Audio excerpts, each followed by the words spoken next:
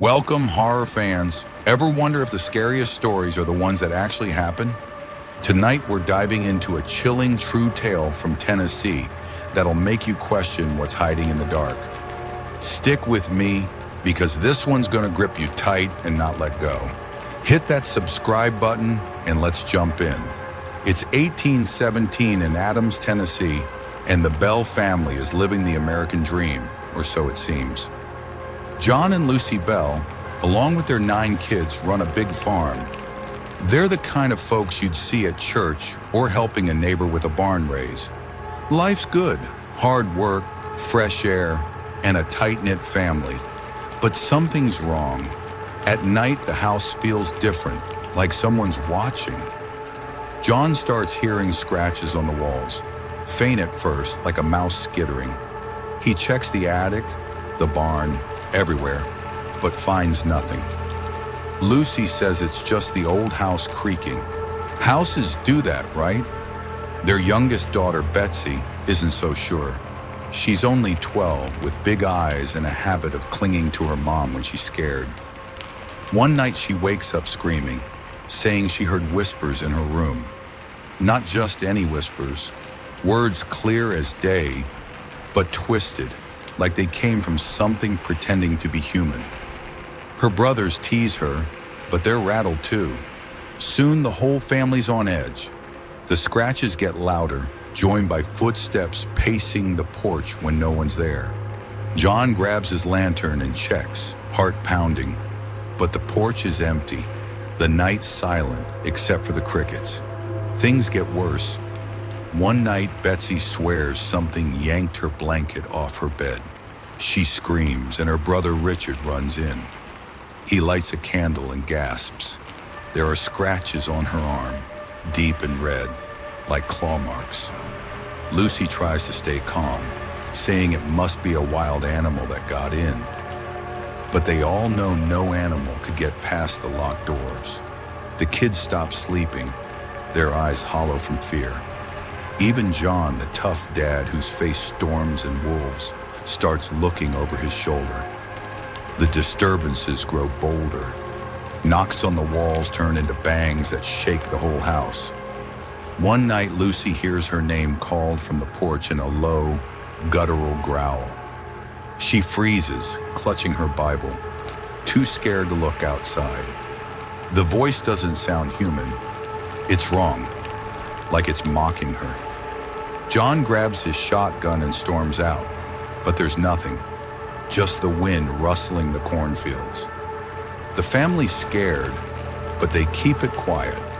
In a small town like Adams, you don't want folks thinking you're crazy. Rumors spread anyway. The townsfolk start calling it the Bell Witch. Some say it's a curse from Kate Batts, a neighbor who fought with John over land. Others whisper it's a demon, drawn to the bells for reasons no one knows. The family doesn't care about gossip. They just want it to stop. But it doesn't. One night, Betsy's bed shakes so hard she's thrown to the floor. She screams and the family rushes in. She's sobbing, clutching her face, and there's a handprint on her cheek, red and raw. No one was in the room. John's had enough. He calls in a preacher, hoping prayer will drive whatever this is away. The preacher comes, a stern man with a worn Bible. He prays for hours, his voice echoing through the house. For a moment, it's quiet. Then a laugh, cold, sharp, and everywhere, cuts through the air. The preacher pales, grabs his hat and leaves, muttering about evil he can't fight. The bells are alone again, and the thing, whatever it is, seems stronger. It starts targeting Betsy most. Her hair gets pulled when she's alone. Her dress is torn by invisible hands. Once, she slaps so hard she falls, a bruise blooming on her face. She's terrified, barely speaking, her spark gone. John tries everything. He searches the house for hidden passages, thinking it's a prank. He talks to neighbors, asking if they've seen strangers lurking. Nothing adds up. The family starts sleeping in one room, huddled together, but even that doesn't help. The thing bangs on the walls, whispers their names, and sometimes sings old hymns but twisted, the words wrong. Lucy, who's held the family together, starts to crack. She prays every night, but her hands shake. She tells John she feels like the house itself is alive, watching them. One night it goes too far. The family's asleep when a scream rips through the house. Betsy again. They find her in her room, levitating an inch off her bed, her eyes wide with terror. She's gasping, like something's choking her.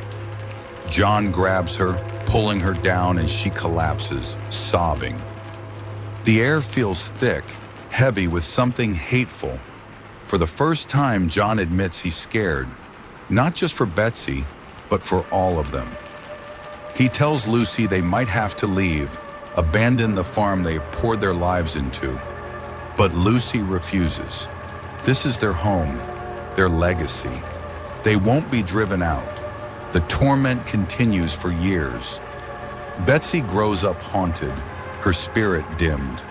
The thing never fully leaves, though it quiets sometimes like it's waiting. The bells never find answers. Was it a ghost? A demon? Something tied to the land? Historians still debate it, pointing to journals and letters from the time. The Bell Witch became legend, one of America's oldest documented hauntings. But for the Bells, it was no story. It was their life, torn apart by something they couldn't fight. The family's pain feels so human, doesn't it? The fear, the helplessness, the love that kept them fighting for each other. It's a reminder that sometimes the scariest things aren't monsters under the bed.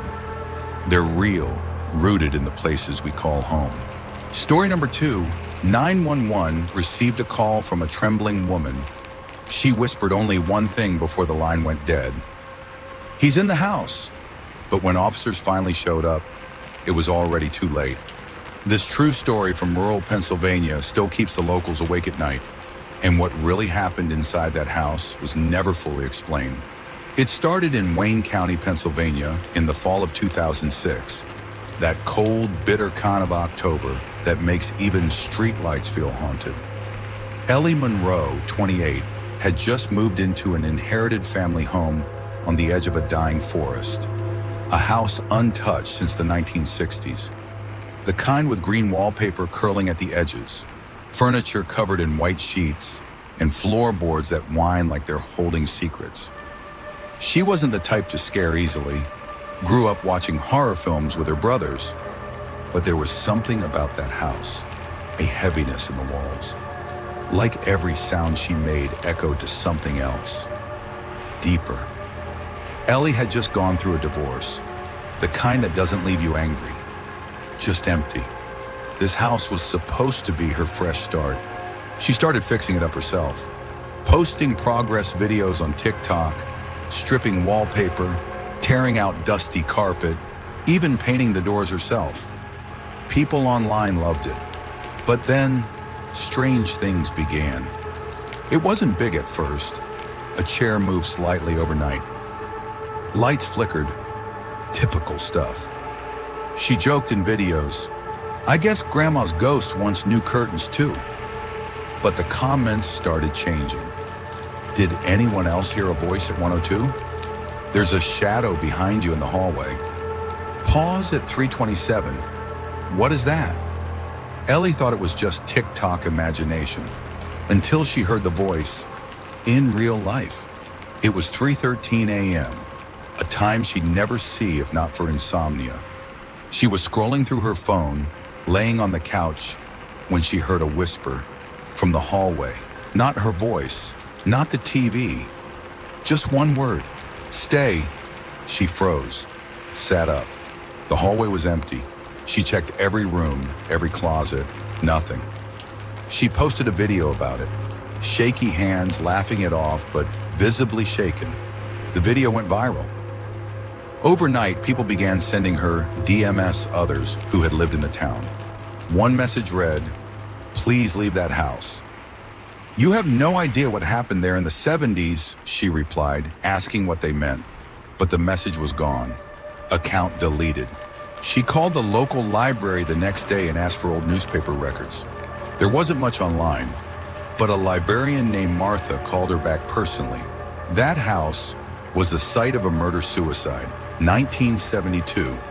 A man named Franklin Byer shot his wife and son, claimed the thing in the walls told him to, then set himself on fire in the basement. Ellie felt her stomach drop. She hadn't even touched the basement yet. She went down there that same night. She recorded it. The footage is still online, though hard to find now.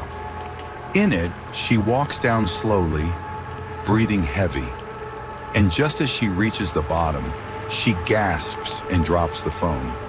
The screen goes black. That night, she called 911.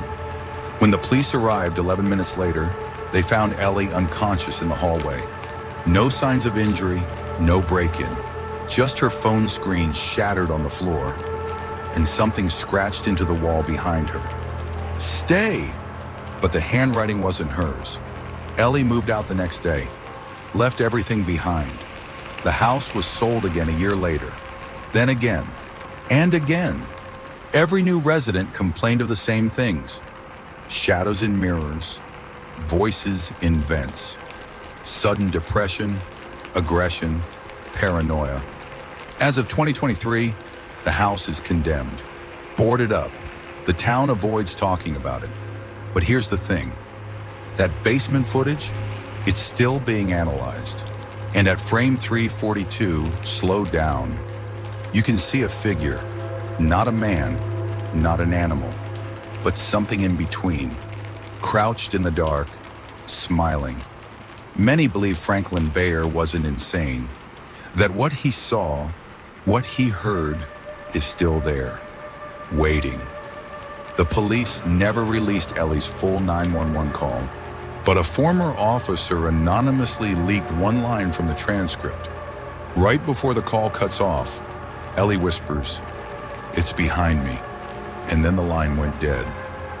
If this story chilled you, imagine what I'm about to tell you next week.